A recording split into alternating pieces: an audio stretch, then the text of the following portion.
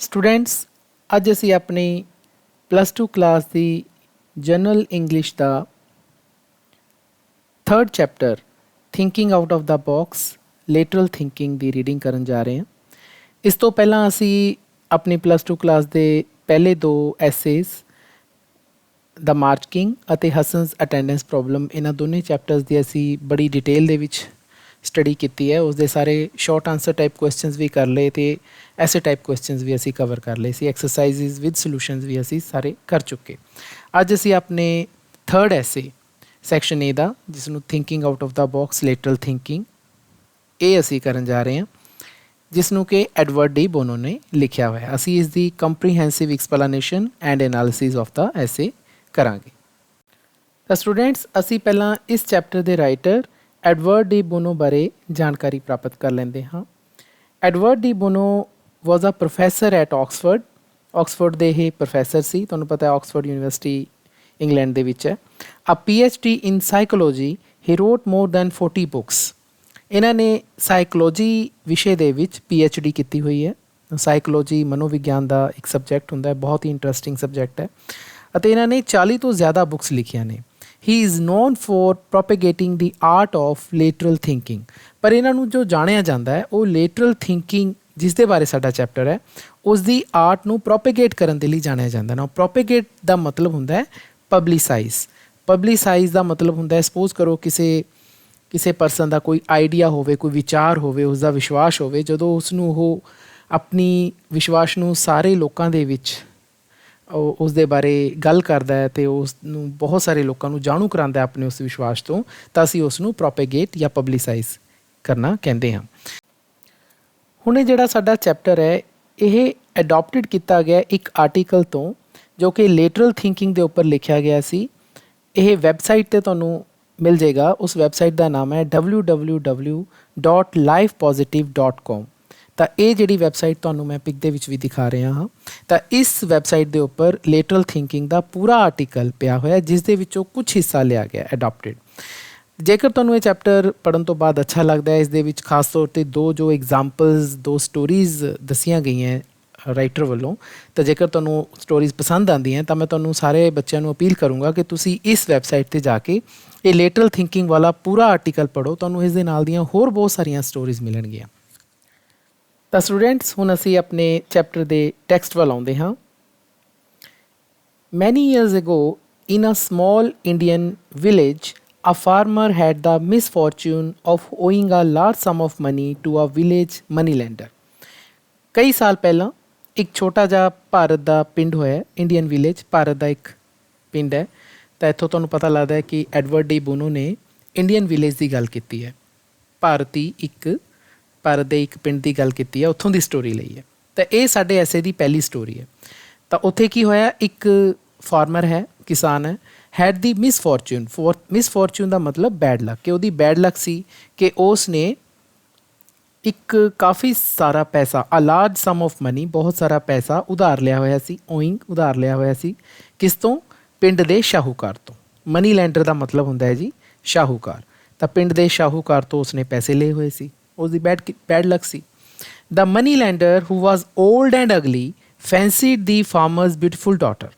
ਹੁਣ ਉਹ ਜਿਹੜਾ ਸ਼ਾਹੂਕਾਰ ਹੈ ਉਹ ਬੁੱਢਾ ਵੀ ਸੀ ਅਤੇ ਬਹੁਤ ਹੀ ਭੈੜਾ ਸੀ, ਅਗਲੀ ਭੈੜੀ ਸੂਰਤ ਵਾਲਾ ਸੀ। ਫੈਂਸੀਡ ਦਾ ਮਤਲਬ ਜਦੋਂ ਤੁਸੀਂ ਕਿਸੇ ਚੀਜ਼ ਨੂੰ ਲਾਈਕ ਕਰਦੇ ਹੋ, ਸਿੰਪਲ ਤਾਂ ਆਪਾਂ ਕਹਿ ਦਿੰਦੇ ਹਾਂ ਲਾਈਕ, ਤਾਂ ਉਹ ਲਾਈਕ ਕਰਦਾ ਸੀ, ਪਸੰਦ ਕਰਦਾ ਸੀ ਉਸੇ ਕਿਸਾਨ ਦੀ ਖੂਬਸੂਰਤ ਲੜਕੀ ਨੂੰ। ਤਾਂ ਉਸ ਨੂੰ ਪਸੰਦ ਕਰਦਾ ਸੀ। ਸੋ ਹੀ ਪ੍ਰਪੋਜ਼ਡ ਆ ਬਾਰਗੇਨ। ਤਾਂ ਉਸਨੇ ਪ੍ਰਪੋਜ਼ ਕੀਤਾ। ਪ੍ਰਪੋਜ਼ ਦਾ ਮਤਲਬ ਹੁੰਦਾ ਹੈ ਸੁਝਾਅ ਦੇਣਾ। ਤਾਂ ਉਸਨੇ ਇੱਕ ਸੁਝਾਅ ਦਿੱਤਾ ਕਿ ਆਪਾਂ ਇੱਕ ਸੌਦਾ ਕਰ ਲੈਂਦੇ ਹਾਂ। ਬਾਰਗੇਨ ਦਾ ਮਤਲਬ ਹੋ ਗਿਆ ਜੀ ਸੌਦਾ, ਕਿ ਆਪਾਂ ਇੱਕ ਸੌਦਾ ਕਰ ਲੈਂਦੇ ਹਾਂ। He said he would forgo the farmer's debt if he could marry the farmer's daughter. ਤਾਂ ਹੀ ਦਾ ਮਤਲਬ ਇੱਥੇ ਸ਼ਾਹੂਕਾਰ ਤੋਂ ਹੈ। ਤਾਂ ਸ਼ਾਹੂਕਾਰ ਨੇ ਕਿਹਾ ਕਿ ਉਹ ਕਿਸਾਨ ਦਾ ਕਰਜ਼ਾ, ਡੈਟ ਦਾ ਮਤਲਬ ਹੁੰਦਾ ਜੀ ਕਰਜ਼ਾ, ਇੱਥੇ ਬੀ ਸਾਇਲੈਂਟ ਹੁੰਦੀ ਹੈ, ਇਸ ਨੂੰ ਆਪਾਂ ਡੈਟ ਕਹਿੰਦੇ ਹਾਂ। ਤਾਂ ਕਿਸਾਨ ਦਾ ਕਰਜ਼ਾ ਛੱਡ ਦੇਵੇਗਾ। ਫੋਰਗੋ ਦਾ ਮਤਲਬ ਹੁੰਦਾ ਹੈ ਗਿਵ ਅਪ, ਛੱਡ ਦੇਣਾ, ਕਿ ਉਹ ਕਿਸਾਨ ਦਾ ਕਰਜ਼ਾ ਛੱਡ ਦੇਗਾ ਜੇਕਰ ਉਹ ਕਿਸਾਨ ਦੀ ਲੜਕੀ ਨਾਲ ਸ਼ਾਦੀ ਕਰ ਲਵੇ। मतलब ਜੇ ਉਸ ਨੂੰ ਇਜਾਜ਼ਤ ਦਿੱਤੀ ਜਾਵੇ ਕਿ ਮੈਂ ਤੇਰੀ ਲੜਕੀ ਨਾਲ ਸ਼ਾਦੀ ਕਰ ਲਾਂਗਾ ਤਾਂ ਮੈਂ ਤੇਰਾ ਸਾਰਾ ਕਰਜ਼ਾ ਛੱਡ ਦੂੰਗਾ। ਬੋਥ ਦੀ ਫਾਰਮਰ ਐਂਡ ਹਿਜ਼ ਡਾਟਰ ਵਰ ਹੌਰੀਫਾਈਡ ਬਾਏ ਦਾ ਪ੍ਰਪੋਜ਼ਲ। ਹੁਣ ਦੋਵੇਂ ਜਣੇ ਕਿਸਾਨ ਤੇ ਉਸ ਦੀ ਲੜਕੀ ਵਰ ਹੌਰੀਫਾਈਡ ਦਾ ਮਤਲਬ ਡਰ ਜਾਣਾ, ਬਹੁਤ ਜ਼ਿਆਦਾ ਡਰ ਗਏ। ਬਾਏ ਦਾ ਪ੍ਰਪੋਜ਼ਲ ਮਤਲਬ ਇਸ ਸੁਝਾਅ ਨਾਲ। ਹੁਣ ਦੇਖੋ ਪ੍ਰਪੋਜ਼ ਸ਼ਬਦ ਦੋ ਵਾਰੀ ਆ ਗਿਆ, ਇੱਕ ਪ੍ਰਪੋਜ਼ ਇੱਕ ਪ੍ਰਪੋਜ਼ਲ। ਇੱਥੇ ਪ੍ਰਪੋਜ਼ ਸ਼ਬਦ ਐਜ਼ ਆ ਵਰਬ ਯੂਜ਼ ਹੋਇਆ, ਲੇਕਿਨ ਪ੍ਰਪੋਜ਼ ਤੋਂ ਹੀ ਪ੍ਰਪੋਜ਼ਲ ਬਣਦਾ ਹੈ, ਤਾਂ ਇਹ ਕੀ ਹੋ ਗਿਆ ਐਜ਼ ਆ ਨਾਊਨ, ਇਸ ਨੂੰ ਯੂਜ਼ ਕਰ ਲਿਆ। So the cunning money lender suggested that they let providence decide the matter. ਤਾਂ ਹੁਣ ਜਦੋਂ ਉਸ ਨੇ ਇਹ ਸੁਝਾਅ ਦਿੱਤਾ ਕਿ ਮੈਂ ਤੇਰੀ ਲੜਕੀ ਨਾਲ ਜੇ ਸ਼ਾਦੀ ਕਰ ਲਾਂ ਮੈਂ ਤੇਰਾ ਸਾਰਾ ਕਰਜ਼ਾ ਮਾफ़ ਕਰ ਦੂੰ, ਪਰ ਉਹ ਡਰ ਗਏ, ਤਾਂ ਫਿਰ ਕਨਿੰਗ ਦਾ ਮਤਲਬ ਕਪਟੀ, ਬਹੁਤ ਹੀ ਕਪਟ ਕਰਨ ਵਾਲਾ ਇਨਸਾਨ ਉਹਨੂੰ ਕਹਿੰਦੇ ਆ। ਤਾਂ ਕਪਟੀ ਜਿਹੜਾ ਸ਼ਾਹੂਕਾਰ ਹੈ ਉਸ ਨੇ ਫਿਰ ਸੁਝਾਅ ਦਿੱਤਾ, ਸੁਜੈਸਟ ਦਾ ਮਤਲਬ ਵੀ ਪ੍ਰਪੋਜ਼ਡ ਹੀ ਹੁੰਦਾ, ਸੁਝਾਅ ਦਿੱਤਾ ਕਿ ਚਲੋ ਆਪਾਂ ਪ੍ਰੋਵੀਡੈਂਸ 'ਤੇ ਇਹ ਮਾਮਲਾ ਛੱਡ ਦਈਏ ਨਾ। ਪ੍ਰੋਵੀਡੈਂਸ ਦਾ ਮਤਲਬ ਹੁੰਦਾ ਜੀ ਗੋਡ, ਕਿ ਆਪਾਂ ਪਰਮਾਤਮਾ 'ਤੇ ਇਹ ਗੱਲ ਛੱਡ ਦਈਏ ਕਿ ਕੀ ਕੀਤਾ ਜਾਵੇ, ਕਿ ਮੈਂ ਤੇਰੀ ਲੜਕੀ ਨਾਲ ਸ਼ਾਦੀ ਕਰਾਂ ਜਾਂ ਨਾ ਕਰ ਸਕਾਂ, ਇਹ ਗੱਲ ਆਪਾਂ ਪਰਮਾਤਮਾ 'ਤੇ ਛੱਡ ਦਿੰਦੇ। ਤਾਂ ਸਟੂਡੈਂਟਸ, ਜਿਵੇਂ ਕਿ ਕਿਹਾ ਗਿਆ ਕਿ ਮਨੀ ਲੈਂਡਰ ਬਹੁਤ ਹੀ ਕਨਿੰਗ ਸੀ, ਤਾਂ ਉਸ ਨੇ ਜਿਹੜੀ ਰੱਬ ਵਾਲੀ ਗੱਲ ਕਰੀ ਉਹਦੇ ਵਿੱਚ ਵੀ ਆਪਣਾ ਫਾਇਦਾ ਰੱਖਿਆ। ਉਸਨੇ ਕੀ ਕਿਹਾ, ਹੀ ਟੋਲਡ ਦੈਮ, ਉਸਨੇ ਉਹਨਾਂ ਨੂੰ ਕਿਹਾ that he would put a black pebble and a white pebble into an empty money bag. ਤਾਂ ਉਸ ਸ਼ਾਹੂਕਾਰ ਨੇ ਉਹਨਾਂ ਦੋਨਾਂ ਨੂੰ ਕਿਹਾ ਕਿ ਉਹ ਨਾ ਇੱਕ ਬਲੈਕ ਪੈਬਲ ਕਾਲਾ ਪੱਥਰ ਅਤੇ ਇੱਕ ਵਾਈਟ ਪੈਬਲ ਅਤੇ ਇੱਕ ਚਿੱਟਾ ਪੱਥਰ ਇੱਕ ਖਾਲੀ ਮਨੀ ਬੈਗ 'ਚ ਪਾਊਗਾ, ਕਿਸੇ ਬੈਗ 'ਚ ਥੈਲੇ 'ਚ ਪਾਊਗਾ। Then the girl would have to pick one pebble from the bag, ਅਤੇ ਲੜਕੀ ਨੂੰ ਉਸ ਬੈਗ ਦੇ ਵਿੱਚੋਂ ਇੱਕ ਪੱਥਰ ਕੱਢਣਾ ਪਏਗਾ। ਵੁੱਡ ਹੈਵ ਟੂ ਪਿਕ ਕਰਨਾ ਪਏਗਾ। If she pick the black pebble, ਜੇਕਰ ਉਸਨੇ ਕਾਲਾ ਪੱਥਰ ਚੁੱਕਿਆ, she would become his wife, ਤਾਂ ਉਹ ਉਸਦੀ ਪਤਨੀ ਬਣ ਜਾਏਗੀ। And her father's debt would be written off, ਅਤੇ ਉਸਦੇ ਪਿਤਾ ਦਾ ਕਰਜ਼ਾ ਵੁੱਡ ਬੀ ਰਿਟਨ ਆਫ ਦਾ ਮਤਲਬ ਕੈਂਸਲ, ਡਿਸਮਿਸ, ਕਿ ਉਸਦਾ ਜਿਹੜਾ ਪਿਤਾ ਦਾ ਜਿੰਨਾ ਵੀ ਕਰਜ਼ਾ ਹੈ ਉਹ ਖਤਮ ਹੋ ਜਾਏਗਾ। If she pick the white pebble, ਜੇਕਰ ਉਸ ਲੜਕੀ ਨੇ ਚਿੱਟਾ ਪੱਥਰ ਚੱਕਿਆ, she need not marry him, ਤਾਂ ਉਸਨੂੰ ਫਿਰ ਸ਼ਾਹੂਕਾਰ ਨਾਲ ਸ਼ਾਦੀ ਕਰਨ ਦੀ ਲੋੜ ਨਹੀਂ ਹੈ।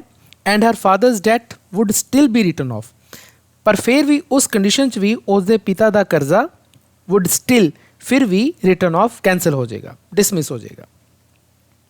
But if she refuse to pick a pebble, ਪਰ ਜੇਕਰ ਉਸਨੇ ਕੋਈ ਵੀ ਪੱਥਰ ਚੱਕਣ ਤੋਂ ਰਿਫਿਊਜ਼ ਕਰਤਾ, ਮਨਾ ਕਰਤਾ, her father would be thrown into jail, ਤਾਂ ਉਸਦੇ ਪਿਤਾ ਨੂੰ ਜੇਲ੍ਹ ਦੇ ਵਿੱਚ ਸੁੱਟ ਦਿੱਤਾ ਜਾਏਗਾ। ਹੁਣ ਤੁਸੀਂ ਬੱਚਿਓ ਇਹ ਦੇਖ ਸਕਦੇ ਹੋ ਕਿ ਕਿਸ ਤਰ੍ਹਾਂ ਦੀ ਕੰਡੀਸ਼ਨ ਰੱਖੀ ਹੈ ਉਸ ਕਨਿੰਗ ਸ਼ਾਹੂਕਾਰ ਨੇ, ਕਪਟੀ ਸ਼ਾਹੂਕਾਰ ਨੇ। ਇੱਕ ਖਾਲੀ ਬੈਗ ਲਓ, ਉਹਦੇ 'ਚ ਇੱਕ ਕਾਲਾ ਪੱਥਰ ਪਾਓ, ਚਿੱਟਾ ਪੱਥਰ ਪਾਓ, ਬਿਨਾਂ ਦੇਖੇ ਲੜਕੀ ਨੂੰ ਇੱਕ ਪੱਥਰ ਚੱਕਣਾ ਪਊ। ਜੇ ਤਾਂ ਕਾਲਾ ਪੱਥਰ ਆ ਗਿਆ ਤਾਂ ਸ਼ਾਦੀ ਕਰਨੀ ਪੈਣੀ ਹੈ, ਅਤੇ ਜੇ ਚਿੱਟਾ ਪੱਥਰ ਆ ਗਿਆ ਤਾਂ ਸ਼ਾਦੀ ਨਹੀਂ ਕਰਨੀ ਪੈਣੀ। ਦੋਨਾਂ ਕੰਡੀਸ਼ਨਸ ਦੇ ਵਿੱਚ ਫਾਦਰ ਦਾ ਜਿਹੜਾ ਡੈਟ ਹੈ ਉਹ ਖਤਮ ਹੋ ਜਾਏਗਾ, ਕਰਜ਼ਾ ਖਤਮ ਹੋ ਜਾਏਗਾ। ਲੇਕਿਨ ਜੇਕਰ ਲੜਕੀ ਕੋਈ ਵੀ ਪੱਥਰ ਚੱਕਣ ਤੋਂ ਮਨਾ ਕਰਦੀ ਹੈ ਤਾਂ ਫਿਰ ਫਾਦਰ ਨੇ ਕਿਉਂਕਿ ਕਰਜ਼ਾ ਲੈ ਰੱਖਿਆ ਤਾਂ ਉਸ ਨੂੰ ਜੇਲ੍ਹ ਦੇ ਵਿੱਚ ਸੁੱਟ ਦਿੱਤਾ ਜਾਏ। ਤਾਂ ਸਟੂਡੈਂਟਸ, ਮੈਂ ਇੱਥੇ ਰਿਟਨ ਆਫ ਵੱਲ ਵੀ ਤੁਹਾਡਾ ਧਿਆਨ ਦਿਵਾਉਣਾ ਚਾਹੂੰਗਾ। ਜਿਹੜਾ ਦੇਖੋ ਰਾਈਟ ਹੈ ਨਾ, ਰਾਈਟ ਤੁਹਾਨੂੰ ਪਤਾ ਹੈ ਇਹਦਾ ਮਤਲਬ ਹੁੰਦਾ ਲਿਖਣਾ। ਰਾਈਟ ਇੱਕ ਵਰਬ ਹੈ, ਲੇਕਿਨ ਜੇਕਰ ਇਸ ਦੇ ਪਿੱਛੇ ਆਫ ਪੈ ਜੇ ਤਾਂ ਰਾਈਟ ਆਫ ਦਾ ਮਤਲਬ ਬਿਲਕੁਲ ਹੀ ਚੇਂਜ ਹੋ ਜਾਂਦਾ ਹੈ। ਇਸ ਦਾ ਮਤਲਬ ਆਪਾਂ ਦੇਖਿਆ ਡਿਸਮਿਸ ਜਾਂ ਕੈਂਸਲ, ਕਿਸੇ ਚੀਜ਼ ਨੂੰ ਕੈਂਸਲ ਕਰ ਦੇਣਾ, ਰਾਈਟ ਆਫ। ਤਾਂ ਇਹਨਾਂ ਨੂੰ ਅਸੀਂ ਇੰਗਲਿਸ਼ ਦੇ ਵਿੱਚ ਫਰੇਜ਼ਲ ਵਰਬਸ ਕਹਿੰਦੇ ਹਾਂ, ਕਿ ਫਰੇਜ਼ਲ ਵਰਬਸ ਉਹ ਹੁੰਦੀਆਂ ਨੇ ਜਿਹੜੀਆਂ ਅਜਿਹੀਆਂ ਵਰਬਸ ਹੁੰਦੀਆਂ ਨੇ ਜਦੋਂ ਉਹਨਾਂ ਦੇ ਪਿੱਛੇ ਕੋਈ ਪ੍ਰੈਪੋਜੀਸ਼ਨ ਆਉਂਦੀ ਹੈ, ਜਿਸ ਤਰ੍ਹਾਂ ਕਿ ਆਫ ਆਈ ਹੈ, ਤਾਂ ਕਿਸੇ ਪ੍ਰੈਪੋਜੀਸ਼ਨ ਦੇ ਆਉਣ ਦੇ ਨਾਲ ਜੇਕਰ ਉਸ ਦਾ ਓਰੀਜਨਲ ਮਤਲਬ ਚੇਂਜ ਹੋ ਜਾਂਦਾ ਹੈ ਤਾਂ ਅਸੀਂ ਉਸ ਨੂੰ ਫਰੇਜ਼ਲ ਵਰਬ ਕਹਿੰਦੇ ਹਾਂ। ਤਾਂ ਸਾਡੇ +2 ਇੰਗਲਿਸ਼ ਦੇ ਵਿੱਚ ਕਾਫੀ ਸਾਰੀਆਂ ਫਰੇਜ਼ਲ ਵਰਬਸ ਆਉਂਦੀਆਂ ਨੇ, ਇਹਨਾਂ ਨੂੰ ਆਪਣੀ ਗਲੋਸਰੀ ਦਾ ਪਾਰਟ ਤੁਸੀਂ ਜ਼ਰੂਰ ਬਣਾਉਣਾ ਹੈ। ਅੱਗੇ ਚੱਲਦੇ ਹਾਂ ਜੀ, ਕਿ they was standing on a pebble strewn path in the farmer's field. ਹੁਣ ਦੇ ਦਾ ਮਤਲਬ ਉਹ ਤਿੰਨੇ ਜਣੇ ਫਾਦਰ, ਉਸ ਦੀ ਬੇਟੀ ਅਤੇ ਤੀਸਰਾ ਮਨੀ ਲੈਂਡਰ ਸ਼ਾਹੂਕਾਰ, ਉਹ ਤਿੰਨੇ ਜਣੇ ਖੜੇ ਨੇ ਉਹਨਾਂ ਪੈਬਲ ਸਟਰੂਨ ਪਾਥ ਦਾ ਮਤਲਬ ਹੋ ਗਿਆ ਕਿ ਇੱਕ ਅਜਿਹਾ ਪਾਥ ਇੱਕ ਅਜਿਹਾ ਰਸਤਾ ਜਿਸ ਦੇ ਉੱਪਰ ਬਹੁਤ ਸਾਰੇ ਪੱਥਰ ਵਿਖਰੇ ਪਏ ਨੇ। ਸਟਰੂਨ ਦਾ ਮਤਲਬ ਹੁੰਦਾ ਹੈ ਸਕੈਟਰਡ ਦਾ ਮਤਲਬ ਜਦੋਂ ਕੋਈ ਚੀਜ਼ ਵਿਖਰੀ ਪਈ ਹੋਵੇ, ਇੱਧਰ ਉੱਧਰ ਪਈ ਹੋਵੇ, ਉਸ ਨੂੰ ਕਹਿੰਦੇ ਹਾਂ ਆਪਾਂ। ਤਾਂ ਉਹ ਇਨ ਦਾ ਫਾਰਮਰਸ ਫੀਲਡ ਮਤਲਬ ਹੋਇਆ ਕਿ ਉਹ ਜਿਹੜੀ ਕਿਸਾਨ ਦੇ ਖੇਤ ਦੇ ਵਿੱਚ ਖੜ੍ਹ ਗਏ ਸਾਰੇ ਜਣੇ ਜਾ ਕੇ। ਐਜ਼ ਦੇ ਟਾਕ, ਜਦੋਂ ਇਹ ਗੱਲਾਂ ਕਰ ਰਹੇ ਸੀ ਤਿੰਨੇ ਆਪਸ 'ਚ, the money lender bent over to pick up 2 pebbles. ਹੁਣ ਉਹ ਕਪਟੀ ਸ਼ਾਹੂਕਾਰ ਮਨੀ ਲੈਂਡਰ ਉਹ ਝੁਕਿਆ ਬੈਂਟ ਓਵਰ ਤਾਂ ਕਿ ਉਹ 2 ਪੱਥਰ ਚੱਕ ਲਵੇ ਟੂ ਪਿਕ ਅਪ 2 ਪੱਥਰ ਚੱਕਣ ਦੇ ਲਈ। ਹੁਣ ਉਹਨੇ 2 ਪੱਥਰ ਕਿਹੜੇ ਚੱਕਣੇ ਸੀ? ਨੈਚੁਰਲੀ ਇੱਕ ਵਾਈਟ ਪੈਬਲ ਚੱਕਣਾ ਸੀ, ਇੱਕ ਬਲੈਕ ਪੈਬਲ ਚੱਕਣਾ ਸੀ। ਐਜ਼ ਹੀ ਪਿਕ ਦੈਮ ਅਪ, ਜਦੋਂ ਉਸਨੇ ਉਹਨਾਂ ਨੂੰ ਚੱਕਿਆ 2 ਪੱਥਰ ਚੱਕੇ, the sharp-eyed girl noticed that he had picked up 2 black pebbles and put them into the bag. Sharp-eyed ਦਾ ਮਤਲਬ ਕਿ ਉਹ ਇਨਸਾਨ ਹੁੰਦਾ ਹੈ ਜੋ ਕਿ ਬਹੁਤ ਹੀ ਤਿੱਖੀ ਨਜ਼ਰ ਰੱਖਦਾ ਹੋਵੇ, ਜਿਸ ਦੀ ਨਜ਼ਰ ਬੜੀ ਤਿੱਖੀ ਹੋਵੇ, ਜਿਸ ਨੂੰ ਹਰ ਚੀਜ਼ ਦੀ ਸੋਝੀ ਹੋਵੇ। ਤਾਂ ਸ਼ਾਰਪ ਆਈਡ ਦਾ ਮਤਲਬ ਇਹ ਹੋ ਗਿਆ ਕਿ ਉਹ ਜਿਹੜੀ ਲੜਕੀ ਸੀ ਬੜੀ ਸ਼ਾਰਪ ਆਈਡ ਸੀ, ਤਿੱਖੀ ਨਜ਼ਰ। ਉਸਨੇ ਹੀ ਦੇਖ ਲਿਆ, ਉਸ ਲੜਕੀ ਨੇ, ਕਿ ਉਸਨੇ 2 ਬਲੈਕ ਪੈਬਲ ਚੱਕੇ ਨੇ, 2 ਕਾਲੇ ਪੱਥਰ ਚੱਕ ਲਏ। ਹੀ ਦਾ ਮਤਲਬ ਸ਼ਾਹੂਕਾਰ ਨੇ 2 ਕਾਲੇ ਪੱਥਰ ਚੱਕ ਲਏ ਅਤੇ ਉਹਨੇ ਉਸ ਨੂੰ ਬੈਗ ਦੇ ਵਿੱਚ ਪਾ ਲਿਆ। ਹਾਲਾਂਕਿ ਕਰਨਾ ਕੀ ਸੀ ਸ਼ਾਹੂਕਾਰ ਨੇ? ਉਸਨੇ ਇੱਕ ਵਾਈਟ ਪੈਬਲ ਚੱਕਣਾ ਸੀ ਅਕੋਰਡਿੰਗ ਟੂ ਦਾ ਬਾਰਗੇਨ, ਸੌਦੇ ਦੇ ਨਾਲ ਐਂ ਸੀ ਨਾ ਕਿ ਉਸਨੇ ਇੱਕ ਵਾਈਟ ਪੈਬਲ ਚੱਕਣਾ ਸੀ ਅਤੇ ਇੱਕ ਬਲੈਕ ਪੈਬਲ ਚੱਕਣਾ ਸੀ, ਲੇਕਿਨ ਉਸਨੇ 2 ਪੱਥਰ ਕਿਹੜੇ ਚੱਕ ਲਏ? Black. He then asked the girl to pick up pebble from the bag. ਹੁਣ ਉਸਨੇ ਲੜਕੀ ਨੂੰ ਕਿਹਾ ਕਿ ਹੁਣ ਤੂੰ ਇਸ ਬੈਗ ਦੇ ਵਿੱਚੋਂ ਇੱਕ ਪੱਥਰ ਚੱਕ, ਟੂ ਪਿਕ ਅਪ ਪੈਬਲ। ਹੁਣ ਬਾਰਗੇਨ ਤਾਂ ਹੀ ਹੋਇਆ ਸੀ ਨਾ ਕਿ ਉਹ 2 ਪੱਥਰ ਬੈਗ 'ਚ ਪਾਊਗਾ ਅਤੇ ਉਹਨਾਂ ਬੈਗ ਦੇ ਵਿੱਚੋਂ ਦੀ ਲੜਕੀ ਨੇ ਬਿਨਾਂ ਦੇਖੇ ਪੱਥਰ ਕੱਢਣਾ। Now imagine you are standing in the field. ਹੁਣ ਦੇਖੋ ਇਸ ਸਿਚੁਏਸ਼ਨ 'ਤੇ ਆ ਕੇ ਸਾਨੂੰ ਐਡਵਰਡ ਡੀ ਬੋਨੋ ਜੋ ਸਾਡੇ ਰਾਈਟਰ ਨੇ ਉਹ ਸਾਨੂੰ ਇੱਕ ਉਸ ਸਿਚੁਏਸ਼ਨ ਦੇ ਬਾਰੇ ਕੁਐਸਚਨ ਪੁੱਛਦੇ ਨੇ। ਕਹਿੰਦੇ ਇਮੇਜਿਨ, ਤੁਸੀਂ ਅਨੁਮਾਨ ਲਗਾਓ, ਅੰਦਾਜ਼ਾ ਲਗਾਓ ਕਿ ਤੁਸੀਂ ਇੱਕ ਫੀਲਡ ਦੇ ਵਿੱਚ ਖੜ੍ਹੇ ਹੋ। You are standing in the field. What would you have done if you head bean the girl. ਜੇਕਰ ਤੁਸੀਂ ਲੜਕੀ ਦੀ ਥਾਂ 'ਤੇ ਹੁੰਦੇ, if you head bean the girl, ਜੇਕਰ ਤੁਸੀਂ ਲੜਕੀ ਦੀ ਥਾਂ 'ਤੇ ਹੁੰਦੇ ਤੁਸੀਂ ਕੀ ਕਰਦੇ? If you had to advise her, ਜੇਕਰ ਤੁਹਾਨੂੰ ਇਹ ਕਿਹਾ ਜਾਂਦਾ ਕਿ ਤੁਸੀਂ ਉਸ ਲੜਕੀ ਨੂੰ ਐਡਵਾਈਸ ਕਰਨੀ ਹੈ, ਸਲਾਹ ਦੇਣੀ ਹੈ। What would you have told ਹਰ, ਤੁਸੀਂ ਉਸ ਨੂੰ ਕੀ ਸਲਾਹ ਦਿੰਦੇ? ਤਾਂ ਇਹ 2 ਕੁਐਸਚਨ ਸਾਡੇ ਸਾਹਮਣੇ ਐਡਵਰਡ ਡੀ ਬੋਨੋ ਰੱਖਦੇ ਨੇ। ਹੁਣ ਸਾਨੂੰ ਪਤਾ ਹੈ ਕਿ ਲੜਕੀ ਤਾਂ ਹੁਣ ਜਦੋਂ ਵੀ ਪੱਥਰ ਚੱਕੇਗੀ ਬੈਗ ਦੇ ਵਿੱਚੋਂ ਤਾਂ ਉਹ ਬਲੈਕ ਪੈਬਲ ਹੀ ਉਸਦੇ ਹੱਥ 'ਚ ਆਏਗਾ। ਲੇਕਿਨ ਹੁਣ ਲੜਕੀ ਪ੍ਰੋਬਲਮ ਇਹ ਹੈ ਕਿ ਉਹ ਹੁਣ ਪ੍ਰੋਟੈਸਟ ਵੀ ਨਹੀਂ ਕਰ ਸਕਦੀ ਇਸ ਗੱਲ ਦਾ ਕਿ ਉਸ ਕੰਡੀਸ਼ਨ 'ਚ ਖੜ੍ਹੀ ਹੈ, ਕਿਉਂਕਿ ਉਸਨੇ ਇਹ ਬਾਰਗੇਨ ਕੀਤੀ ਹੈ, ਖੁਦ ਮੰਨੀ ਹੈ ਉਹ ਇਹ ਗੱਲ, ਉਹਦੇ ਫਾਦਰ ਨੇ ਵੀ ਮੰਨਿਆ ਹੈ। ਤਾਂ ਹੁਣ ਅਸੀਂ ਕੀ ਕਰਾਂਗੇ ਜੇਕਰ ਅਸੀਂ ਲੜਕੀ ਦੀ ਥਾਂ 'ਤੇ ਹੁੰਦੇ ਜਾਂ ਸਾਨੂੰ ਲੜਕੀ ਨੂੰ ਐਡਵਾਈਸ ਕਰਨੀ ਹੁੰਦੀ, ਉਸ ਨੂੰ ਇਸ ਸਿਚੁਏਸ਼ਨ ਦੇ ਵਿੱਚੋਂ, ਇਸ ਮੁਸ਼ਕਿਲ ਦੇ ਵਿੱਚੋਂ ਕੱਢਣਾ ਹੋਵੇ ਸਾਨੇ ਇਸ ਲੜਕੀ ਨੂੰ, ਬਿਕੋਜ਼ ਹੁਣ ਤਾਂ ਉਹਦੇ ਹੱਥ 'ਚ ਬਲੈਕ ਪੈਬਲ ਹੀ ਆਊਗਾ ਅਤੇ ਉਸ ਬਲੈਕ ਪੈਬਲ ਦੇ ਅਕੋਰਡਿੰਗ ਉਸ ਨੂੰ ਸ਼ਾਹੂਕਾਰ ਦੇ ਨਾਲ ਸ਼ਾਦੀ ਕਰਾਉਣੀ ਪਏਗੀ। ਹੁਣ ਸਾਨੂੰ ਐਡਵਰਡ ਡੀ ਬੋਨੋ ਇਹ ਪੁੱਛ ਰਹੇ ਨੇ ਕਿ ਤੁਸੀਂ ਕੀ ਕਰਦੇ ਜੇਕਰ ਤੁਸੀਂ ਲੜਕੀ ਦੀ ਥਾਂ 'ਤੇ ਹੁੰਦੇ ਜਾਂ ਤੁਹਾਨੂੰ ਲੜਕੀ ਨੂੰ ਐਡਵਾਈਸ ਕਰਨੀ ਹੋਵੇ ਤਾਂ ਤੁਸੀਂ ਉਸ ਨੂੰ ਕਿਹੜੀ ਸਲਾਹ ਦਿੰਦੇ? Careful analysis would produce 3 possibilities. ਹੁਣ ਇਸ ਸਿਚੁਏਸ਼ਨ ਤੋਂ ਬਾਅਦ ਐਡਵਰਡ ਡੀ ਬੋਨੋ ਸਾਨੂੰ 3 ਪੋਸੀਬਿਲਿਟੀਜ਼, 3 ਸੰਭਾਵਨਾਵਾਂ ਦੱਸਦੇ ਨੇ ਜੇਕਰ ਅਸੀਂ ਇਸ ਸਿਚੁਏਸ਼ਨ ਨੂੰ ਧਿਆਨ ਨਾਲ ਐਨਾਲਿਸਿਸ ਕਰੀਏ। ਕੇਅਰਫੁਲ ਦਾ ਮਤਲਬ ਧਿਆਨ ਨਾਲ, ਐਨਾਲਿਸਿਸ ਦਾ ਮਤਲਬ ਉਸ ਦਾ ਵਿਸ਼ਲੇਸ਼ਣ ਕਰੀਏ ਤਾਂ ਸਾਨੂੰ 3 ਸੰਭਾਵਨਾਵਾਂ ਨਜ਼ਰ ਆਉਂਦੀਆਂ ਨੇ। ਪਹਿਲੀ ਹੈ ਕਿ the girl should refuse to take a pebble, ਕਿ ਲੜਕੀ ਕਿਸੇ ਵੀ ਪੱਥਰ ਨੂੰ ਚੱਕਣ ਤੋਂ ਰਿਫਿਊਜ਼ ਕਰ ਦੇ ਕਿ ਮੈਂ ਨਹੀਂ ਚੱਕਦੀ ਜੀ ਪੱਥਰ ਬੈਗ 'ਚੋਂ। ਦੂਸਰੀ ਹੈ the girl should show that there were 2 black pebbles in the bag and expose the money lender as a cheat. ਲੜਕੀ ਇਹ ਸ਼ੋ ਕਰੇ ਕਿ ਉਸ ਬੈਗ ਦੇ ਵਿੱਚ 2 ਹੀ ਬਲੈਕ ਪੈਬਲਸ ਨੇ, ਕਾਲੇ ਪੱਥਰ 2 ਨੇ, ਅਤੇ ਉਹ ਐਕਸਪੋਜ਼ ਜ਼ਾਹਿਰ ਕਰਦੇ ਮਨੀ ਲੈਂਡਰ ਨੂੰ ਕਿ ਉਹ ਤਾਂ ਇੱਕ ਚੀਟ ਹੈ, ਧੋਖੇਬਾਜ਼ ਹੈ, ਉਹ ਸ਼ਾਹੂਕਾਰ ਧੋਖੇਬਾਜ਼ ਹੈ। ਇਹ ਸ਼ੋਅ ਕਰ ਦੇਵੇ ਕਿਉਂਕਿ ਉਸਨੇ ਬੈਗ ਦੇ ਵਿੱਚ ਵਾਈਟ ਪੱਥਰ ਪਾਏ ਹੀ ਨਹੀਂ, ਦੋਨੇ ਕਾਲੇ ਪੱਥਰ ਪਾਏ ਹੋਏ ਹੈ। ਤੀਸਰਾ, the girl should pick up black pebble and sacrifice herself in order to save her father from debt and imprisonment. ਤੀਸਰਾ, ਲੜਕੀ ਇਹ ਕਰੇ ਕਿ ਬਲੈਕ ਪੈਬਲ ਚੁੱਕ ਲੇ, ਕਾਲਾ ਪੱਥਰ ਚੁੱਕ ਲੇ, ਉਹਨੂੰ ਪਤਾ ਹੈ ਕਿ ਬਲੈਕ ਪੈਬਲ ਹੀ ਆਏਗਾ ਹੱਥ 'ਚ, ਅਤੇ ਫਿਰ ਆਪਣੇ ਆਪ ਨੂੰ ਉਹ ਸੈਕਰੀਫਾਈਸ ਦਾ ਮਤਲਬ ਬਲੀਦਾਨ ਕਰ ਦੇਵੇ ਤਾਂ ਕਿ ਉਹ ਆਪਣੇ ਪਿਤਾ ਨੂੰ ਕਰਜ਼ੇ ਤੋਂ ਅਤੇ ਇੰਪ੍ਰਿਜ਼ਨਮੈਂਟ ਅਤੇ ਕੈਦ ਤੋਂ ਉਹ ਉਸ ਨੂੰ ਬਚਾ ਸਕੇ, ਆਪਣੇ ਆਪ ਨੂੰ ਬਲੀਦਾਨ ਕਰ ਦੇਵੇ। ਉਹਨੇ 3 ਪੋਸੀਬਿਲਿਟੀ ਸਾਨੂੰ ਦੱਸਦੀਆਂ ਕਿ ਇਹ ਹੋ ਸਕਦੀਆਂ ਨੇ। Take a moment to ponder over the story. ਕਹਿੰਦੇ ਹੁਣ ਇੱਕ ਪਲ ਤੁਸੀਂ ਲਓ, ਇੱਕ ਪਲ ਸੋਚੋ। ਪੌਂਡਰ ਓਵਰ ਦਾ ਮਤਲਬ ਹੁੰਦਾ ਹੈ ਧਿਆਨਪੂਰਵਕ ਸੋਚਣਾ, ਵਿਚਾਰ ਕਾਫੀ ਦਿਮਾਗ ਦੇ ਵਿੱਚ ਲੈ ਕੇ ਆਣੇ, ਇਸ ਸਟੋਰੀ ਬਾਰੇ ਸੋਚੋ। Ponder over the above story is used with the hope that it will make us appreciate the difference between literal and logical thinking. ਕਹਿੰਦੇ ਜਿਹੜੀ ਉਪਰੋਕਤ ਕਹਾਣੀ ਹੈ ਜੋ ਤੁਹਾਨੂੰ ਸੁਣਾਈ ਗਈ ਹੈ, ਉਹ ਇਸ ਹੋਪ ਦੇ ਨਾਲ, ਇਸ ਆਸ ਦੇ ਨਾਲ ਸੁਣਾਈ ਗਈ ਹੈ ਕਿ ਇਸ ਦੇ ਨਾਲ ਅਸੀਂ ਐਪਰੀਸ਼ੀਏਟ ਕਰੀਏ, ਐਪਰੀਸ਼ੀਏਟ ਮਤਲਬ ਪ੍ਰਸ਼ੰਸਾ ਕਰੀਏ ਕਿ ਲੇਟਰਲ ਅਤੇ ਲੌਜੀਕਲ ਥਿੰਕਿੰਗ ਦੇ ਵਿਚਕਾਰ ਡਿਫਰੈਂਸ ਕੀ ਹੈ ਨਾ। ਹੁਣ ਦੋ ਤਰ੍ਹਾਂ ਦੀ ਸਾਨੂੰ ਥਿੰਕਿੰਗ ਐਡਵਰਡ ਡੀ ਬੋਨੋ ਦੱਸ ਰਹੇ ਨੇ, ਇੱਕ ਤਾਂ ਲੇਟਰਲ ਹੈ, ਦੂਸਰੀ ਹੈ ਲੌਜੀਕਲ ਥਿੰਕਿੰਗ। ਦੋ ਤਰ੍ਹਾਂ ਦੀ ਹੈ ਕਹਿੰਦੇ, ਇੱਕ ਲੇਟਰਲ ਐਂਡ ਲੌਜੀਕਲ ਥਿੰਕਿੰਗ। ਵੈਸੇ ਮੈਂ ਤੁਹਾਨੂੰ ਲੇਟਰਲ ਦਾ ਮਤਲਬ ਦੱਸ ਦਿੰਦਾ ਕਿ ਲੇਟਰਲ ਦਾ ਮਤਲਬ ਹੁੰਦਾ ਹੈ ਪਾਸੇ ਤੋਂ, ਪੰਜਾਬੀ 'ਚ ਆਪਾਂ ਇਹਨੂੰ ਕਹਿੰਦੇ ਹਾਂ ਪਾਸੇ ਤੋਂ। ਹੁਣ ਪਾਸੇ ਤੋਂ ਮਤਲਬ ਤੁਹਾਨੂੰ ਸ਼ਾਇਦ ਹੁਣ ਸਮਝ ਨਾ ਆਵੇ, ਲੇਕਿਨ ਮੈਂ ਜਦੋਂ ਅੱਗੇ ਤੁਹਾਨੂੰ ਸਾਰਾ ਸਮਝਾਊਂਗਾ ਤਾਂ ਤੁਹਾਨੂੰ ਪਤਾ ਲੱਗ ਜਾਏਗਾ ਕਿ ਮੈਂ ਕੀ ਕਹਿਣਾ ਚਾਹੁੰਦਾ। The girl's dilemma cannot be solved with the traditional logical thinking। ਹੁਣ ਲੜਕੀ ਜਿਹੜੀ ਹੈ ਉਹ ਦੁਵਿਧਾ 'ਚ ਫਸੀ ਹੋਈ ਹੈ। ਡਿਲੇਮਾ ਦਾ ਮਤਲਬ ਹੁੰਦਾ ਹੈ ਜਦੋਂ ਬਹੁਤ ਹੀ ਭੰਵਰ 'ਚ ਬੰਦਾ ਫਸਿਆ ਹੋਵੇ, ਸਮਝ ਨਾ ਆਵੇ ਮੈਂ ਕਰਨਾ ਕੀ ਹੈ, ਮੈਂ ਨਿਕਲਾਂ ਕਿੱਥੋਂ, ਉਹਨੂੰ ਡਿਲੇਮਾ ਕਹਿੰਦੇ ਆ।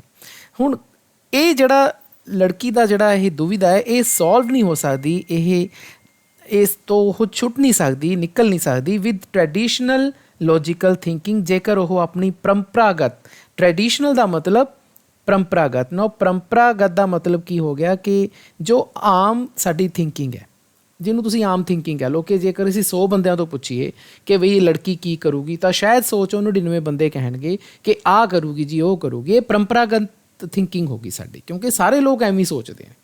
ਤਾਂ ਇਹ ਜਿਹੜੀ ਟ੍ਰੈਡੀਸ਼ਨਲ ਲੌਜੀਕਲ ਥਿੰਕਿੰਗ ਹੈ, ਇਹਦੇ ਨਾਲ ਲੜਕੀ ਦੀ ਪ੍ਰੋਬਲਮ ਸੋਲਵ ਨਹੀਂ ਹੋ ਸਕਦੀ।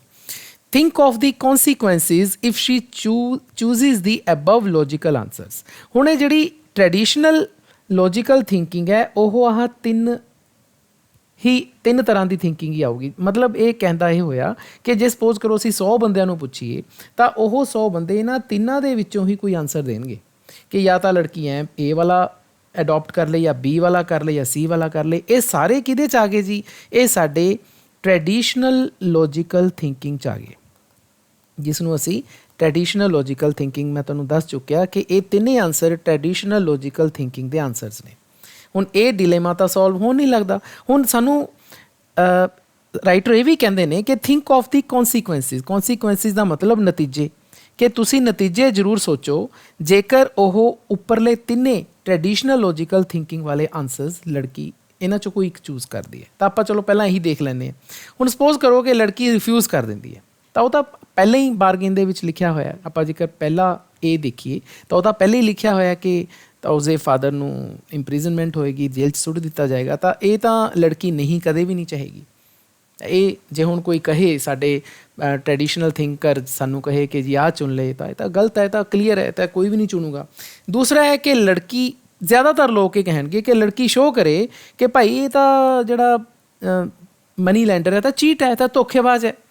ਲੇਕਿਨ ਆਪਾਂ ਇਹ ਸੋਚੀਏ ਕਿ ਜੇਕਰ ਲੜਕੀ ਸ਼ੋਅ ਵੀ ਕਰ ਦੇਵੇ ਕਿ ਚਲੋ ਬੈਗ ਦੇ ਵਿੱਚ 2 ਬਲੈਕ ਪੈਬਲਸ ਨੇ, ਉਸਨੇ ਸ਼ੋਅ ਕਰਤਾ ਮਨੀ ਲੈਂਡਰ ਧੋਖੇਬਾਜ਼ ਹੈ, ਚਲੋ ਧੋਖੇਬਾਜ਼ ਸ਼ੋਅ ਕਰਤਾ ਉਸਨੇ, ਲੇਕਿਨ ਹੋਊਗਾ ਕੀ? ਉਹਦੇ ਫਾਦਰ ਨੂੰ ਤਾਂ ਇੰਪ੍ਰਿਜ਼ਨਮੈਂਟ ਉਹ ਫੇਰ ਕਰਵਾ ਦੂਗਾ, ਕਿਉਂਕਿ ਹੁਣ ਤਾਂ ਉਸਦੀ ਬੇਇੱਜ਼ਤੀ ਹੋ ਗਈ, ਕਿਉਂਕਿ ਉਹ ਧੋਖੇਬਾਜ਼ ਸ਼ੋਅ ਹੋ ਗਿਆ। ਤਾਂ ਇਹ ਵੀ ਇੱਕ ਸਹੀ ਆਨਸਰ ਨਹੀਂ ਹੋ ਸਕਦਾ, ਬਿਕੋਜ਼ ਇਹ ਵੀ ਜੇਕਰ ਇਸ ਤਰ੍ਹਾਂ ਵੀ ਆਪਸ਼ਨ ਲੈਂਦੀ ਹੈ ਲੜਕੀ, ਤਾਂ ਵੀ ਉਸਦੇ ਫਾਦਰ ਨੂੰ ਅਲਟੀਮੇਟਲੀ ਜੇਲ੍ਹ ਹੋ ਹੀ ਜਾਏਗੀ।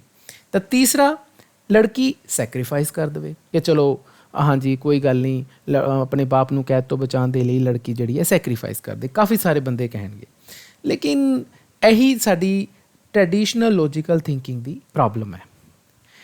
ਲੜਕੀ ਨੇ ਆਪਣੇ ਆਪ ਨੂੰ ਵੀ ਬਚਾਉਣਾ ਹੈ ਅਤੇ ਆਪਣੇ ਫਾਦਰ ਨੂੰ ਵੀ ਬਚਾਉਣਾ ਹੈ। ਇਹ ਟ੍ਰੈਡੀਸ਼ਨਲ ਲੌਜੀਕਲ ਥਿੰਕਿੰਗ ਦੇ ਨਾਲ, ਜੋ ਸਾਡੀ ਪਰੰਪਰਾਗਤ ਥਿੰਕਿੰਗ ਹੈ, ਸਾਡੀ ਸੋਚ ਹੈ, ਉਸ ਦੇ ਨਾਲ ਇਹ ਤਿੰਨੇ ਆਨਸਰ ਮੇਲ ਨਹੀਂ ਖਾਂਦੇ। ਲੜਕੀ ਨੇ ਆਪਣੇ ਆਪ ਨੂੰ ਵੀ ਬਚਾਉਣਾ, ਆਪਣੇ ਫਾਦਰ ਨੂੰ, ਤਾਂ ਕਿਵੇਂ ਬਚਾਏਗੀ? ਤਾਂ ਇਸ ਦਾ ਆਨਸਰ ਅੱਗੇ ਦਿੱਤਾ ਜਾ ਰਿਹਾ ਹੈ। What would you recommend the girl to do? Writer ਇੱਕ ਵਾਰੀ ਫਿਰ ਸਾਨੂੰ ਕੁਐਸਚਨ ਪੁੱਛਦੇ ਆ ਕਿ ਤੁਸੀਂ ਕੀ ਰეკਮੈਂਡ ਕਰਦੇ ਹੋ, ਕੀ ਸੁਝਾਅ ਦਿੰਦੇ ਹੋ ਕਿ ਲੜਕੀ ਕੀ ਕਰੇ ਇਸ ਕੰਡੀਸ਼ਨ 'ਚ? This is what the girl actually did. ਤਾਂ ਲੜਕੀ ਨੇ ਅਸਲ ਦੇ ਵਿੱਚ ਇਹ ਚੀਜ਼ ਕੀਤੀ, ਅਸਲ ਦੇ ਵਿੱਚ ਇਹ ਕੀਤਾ। ਕੀ ਕੀਤਾ ਉਹ ਅੱਗੇ ਦੱਸਿਆ ਹੋਇਆ।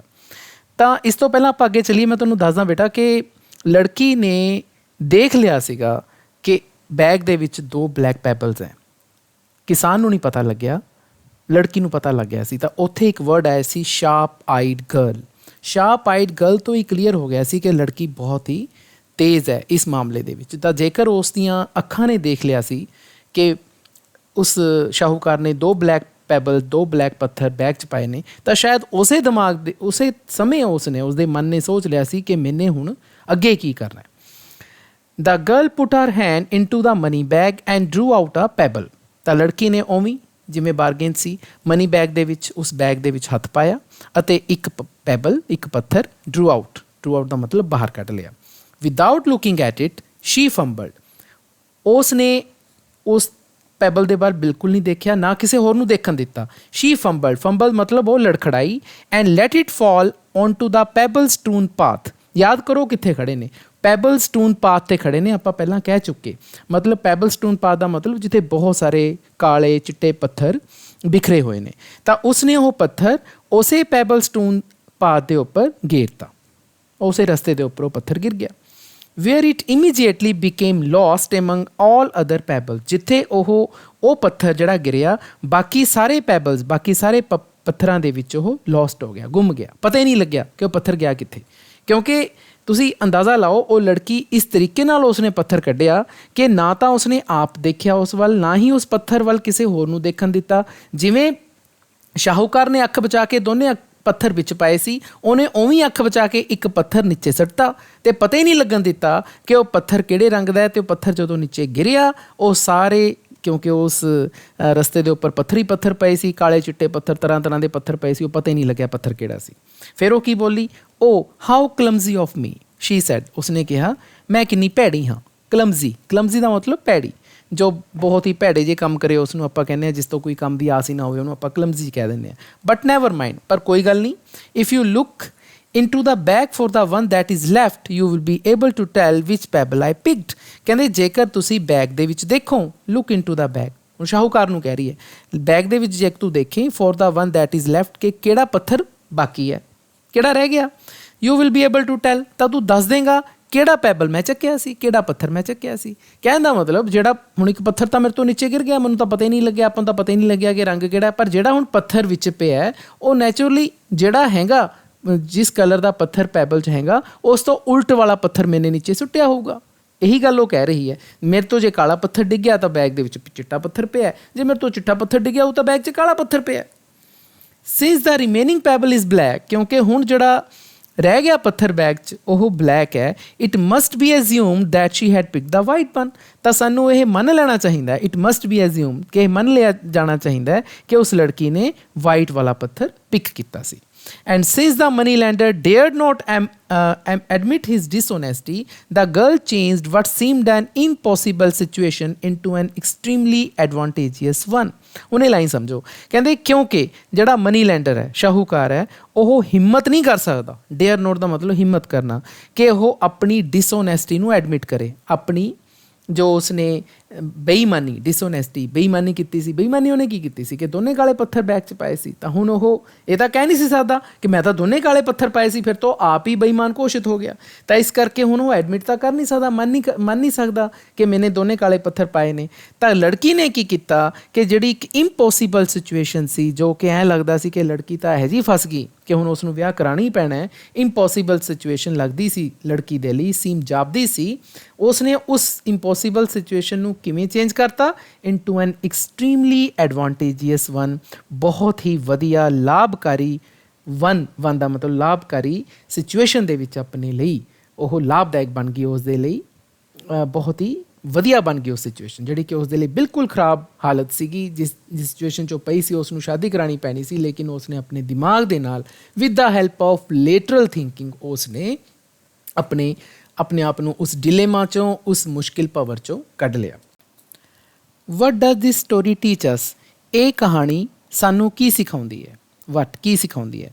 ਇਜ਼ ਇਟ ਕਿ ਇਹ ਸਿਖਾਉਂਦੀ ਹੈ that the most complex problems do have a solution. ਇਹ ਸਾਨੂੰ ਇਹ ਕਹਾਣੀ ਸਿਖਾਉਂਦੀ ਹੈ ਕਿ ਸਭ ਤੋਂ ਜ਼ਿਆਦਾ ਔਖੀਆਂ ਤੋਂ ਔਖੀਆਂ ਪ੍ਰੋਬਲਮਸ ਲਈ, ਮੁਸ਼ਕਿਲਾਂ ਦਾ ਵੀ ਕੋਈ ਨਾ ਕੋਈ ਹੱਲ ਹੁੰਦਾ ਹੈ। ਜਿੰਨੀ ਮਰਜ਼ੀ ਕੋਈ ਸਿਚੁਏਸ਼ਨ, ਪ੍ਰੋਬਲਮ ਔਖੀ ਹੋਵੇ, ਲੇਕਿਨ ਉਸ ਦਾ ਕੋਈ ਹੱਲ ਨਿਕਲ ਜਾਂਦਾ ਹੈ। It is only that we do not attempt to think in that direction. ਸਿਰਫ ਗੱਲ ਇਹ ਹੁੰਦੀ ਹੈ ਕਿ ਅਸੀਂ ਕੋਸ਼ਿਸ਼ ਨਹੀਂ ਕਰਦੇ। ਵੀ ਡੋਂਟ ਅਟੈਂਪਟ ਦਾ ਮਤਲਬ ਅਸੀਂ ਕੋਸ਼ਿਸ਼ ਨਹੀਂ ਕਰਦੇ ਸੋਚਣ ਦੇ ਲਈ, ਇਨ ਦੈਟ ਡਾਇਰੈਕਸ਼ਨ, ਉਸ ਦਿਸ਼ਾ ਵੱਲ। It teaches us to think out of the box or think laterally. ਇਹ ਸਾਨੂੰ ਇਹ ਸਿਖਾਉਂਦੀ ਹੈ ਕਿ ਅਸੀਂ ਆਊਟ ਆਫ ਦਾ ਬਾਕਸ ਸੋਚੀਏ ਨਾ। ਆਊਟ ਆਫ ਦਾ ਬਾਕਸ ਦਾ ਮਤਲਬ ਹੁੰਦਾ ਹੈ ਕਿ ਡਿਫਰੈਂਟ ਸੋਚੀਏ, ਅਸੀਂ ਅਲੱਗ ਸੋਚੀਏ, ਕੋਈ ਚੀਜ਼ ਅਲੱਗ ਦਿਮਾਗ 'ਚ ਲੈ ਕੇ ਆਈਏ। ਔਰ ਥਿੰਕ ਲੇਟਰਲੀ ਜਾਂ ਅਸੀਂ ਲੇਟਰਲੀ ਸੋਚੀਏ, ਪਾਸਿਵ ਤੋਂ ਸੋਚੀਏ ਨਾ। ਹੁਣ ਮੈਂ ਤੁਹਾਨੂੰ ਦੱਸਦਾ ਕਿ ਲੇਟਰਲੀ ਦਾ ਮਤਲਬ ਕੀ ਹੈ।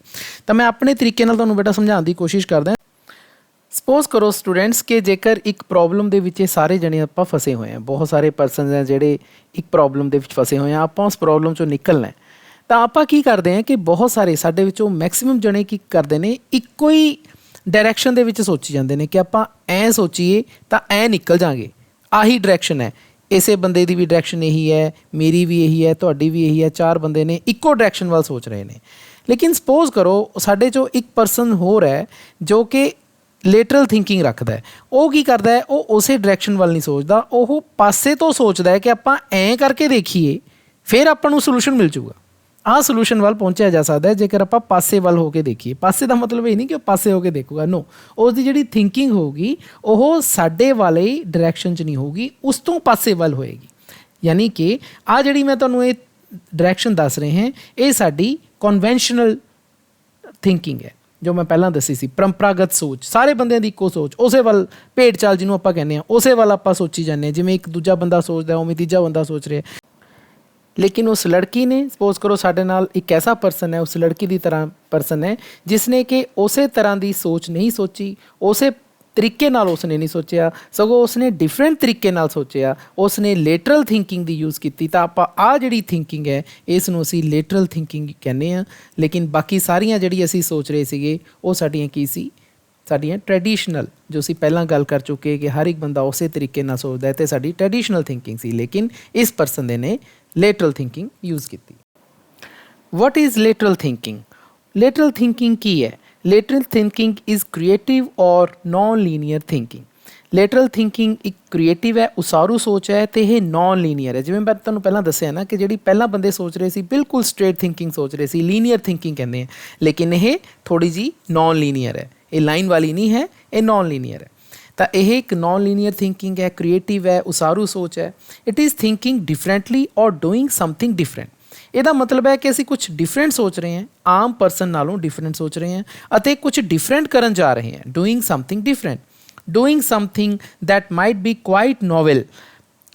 ਇਸ ਤਰ੍ਹਾਂ ਅਸੀਂ ਸੋਚ ਰਹੇ ਹਾਂ ਜੋ ਕਿ ਨੋਵਲ ਹੈ। ਨੋਵਲ ਦਾ ਮਤਲਬ ਨਵੀਨ ਹੈ, ਨਵੀਂ ਚੀਜ਼ ਹੈ। ਐਂਡ ਅਨਕਨਵੈਨਸ਼ਨਲ ਇਨ ਨੇਚਰ, ਅਤੇ ਉਹ ਅਨਕਨਵੈਨਸ਼ਨਲ ਹੈ ਨੇਚਰ ਦੇ ਵਿੱਚ, ਰੂਪ ਦੇ ਵਿੱਚ ਉਹ ਕੀ ਹੈ, ਅਨਕਨਵੈਨਸ਼ਨਲ। ਕਨਵੈਨਸ਼ਨਲ ਦਾ ਮਤਲਬ ਮੈਂ ਤੁਹਾਨੂੰ ਪਹਿਲਾਂ ਦੱਸਿਆ ਸੀ ਪਰੰਪਰਾਗਤ, ਅਤੇ ਅਨਕਨਵੈਨਸ਼ਨਲ ਦਾ ਮਤਲਬ ਹੋ ਗਿਆ ਗੈਰ ਪਰੰਪਰਾਗਤ। ਤਾਂ ਇਹ ਜਿਹੜੀ ਲੇਟਰਲ ਥਿੰਕਿੰਗ ਹੈ ਇਹ ਪਰੰਪਰਾਗਤ ਨਹੀਂ ਹੈ। ਪਰੰਪਰਾਗਤ ਦਾ ਮਤਲਬ ਜੋ ਸਾਡੀ ਰੂੜੀਵਾਦੀ ਪਹਿਲਾਂ ਤੋਂ ਸੋਚ ਚੱਲੀ ਆ ਰਹੀ ਹੈ ਹਰ ਬੰਦੇ ਦੀ, ਉੱਦਾਂ ਦੀ ਨਹੀਂ ਹੈ, ਇਹ ਅਨਕਨਵੈਨਸ਼ਨਲ ਹੈ।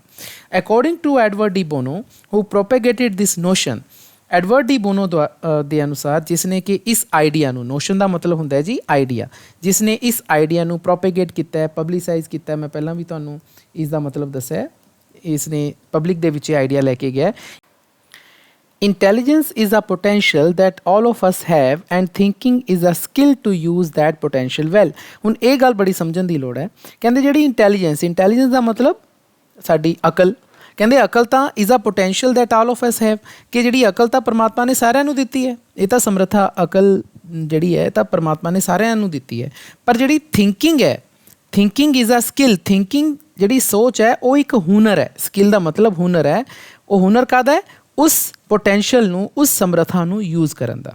ਦੁਬਾਰਾ ਸਮਝੋ ਕਿ ਜਿਹੜੀ ਇੰਟੈਲੀਜੈਂਸ ਹੈ, ਸਾਡੀ ਅਕਲ ਹੈ, ਉਹ ਤਾਂ ਇੱਕ ਸਮਰੱਥਾ ਹੈ ਜਿਹੜੀ ਕਿ ਪਰਮਾਤਮਾ ਨੇ ਸਾਨੂੰ ਸਾਰਿਆਂ ਨੂੰ ਦਿੱਤੀ ਹੈ। ਲੇਕਿਨ ਥਿੰਕਿੰਗ ਇੱਕ ਸਕਿੱਲ ਹੈ, ਇੱਕ ਹੁਨਰ ਹੈ, ਤਾਂ ਕਿ ਅਸੀਂ ਉਸ ਸਮਰੱਥਾ ਨੂੰ ਪ੍ਰੋਪਰਲੀ ਯੂਜ਼ ਕਰੀਏ। It channels our intelligence appropriately. ਇਹ ਸਾਡੀ ਅਕਲ ਨੂੰ, ਇੰਟੈਲੀਜੈਂਸ, ਬੁੱਧੀਮਾਨੀ ਨੂੰ ਐਪਰੋਪਰੀਏਟਲੀ, ਸਹੀ ਤਰੀਕੇ ਨਾਲ ਚੈਨਲਾਈਜ਼ ਕਰਦੀ ਹੈ, ਮਤਲਬ ਕਿ ਉਸ ਨੂੰ ਸਹੀ ਡਾਇਰੈਕਸ਼ਨ ਵੱਲ ਲੈ ਕੇ ਜਾਂਦੀ ਹੈ। ਇਟ ਦਾ ਮਤਲਬ ਇੱਥੇ ਉਸ ਸਕਿੱਲ ਨੂੰ ਕਿਹਾ ਗਿਆ। One may be a good thinker without being an intellectual. ਇਹ ਵੀ ਗੱਲ ਸਮਝਣ ਵਾਲੀ ਹੈ। ਕਹਿੰਦੇ ਕੋਈ ਵੀ ਇਨਸਾਨ ਇੱਕ ਚੰਗਾ ਵਿਚਾਰਸ਼ੀਲ ਬੰਦਾ ਹੋ ਸਕਦਾ ਹੈ, ਅ ਗੁੱਡ ਥਿੰਕਰ, ਉਹ ਵਧੀਆ ਸੋਚਣ ਵਾਲਾ ਹੋ ਸਕਦਾ ਹੈ, ਵਿਦਾਊਟ ਬੀਇੰਗ ਐਨ ਇੰਟਲੈਕਚੁਅਲ, ਚਾਹੇ ਉਹ ਇੰਟੈਲੀਜੈਂਟ ਨਾ ਹੋਵੇ, ਚਾਹੇ ਉਹ ਉਹ ਜ਼ਿਆਦਾ ਅਕਲ ਵਾਲਾ ਨਾ ਹੋਵੇ ਲੇਕਿਨ ਉਹ ਗੁੱਡ ਥਿੰਕਰ ਹੋ ਸਕਦਾ ਹੈ, ਐਂਡ ਵਾਈਸ ਵਰਸਾ। ਅਤੇ ਇਸ ਦਾ ਉਲਟ ਵੀ ਹੋ ਸਕਦਾ ਹੈ, ਕਹਿਣ ਦਾ ਮਤਲਬ ਕਿ ਉਹ ਇੰਟੈਲੀਜੈਂਟ ਤਾਂ ਹੋ ਸਕਦਾ ਹੈ ਕਿ ਸ਼ਾਇਦ ਉਹ ਚੰਗਾ ਥਿੰਕਰ ਨਾ ਹੋਵੇ। ਤਾਂ ਇਹ ਗੱਲਾਂ ਵੀ ਹੋ ਸਕਦੀਆਂ ਦੋਨੇ।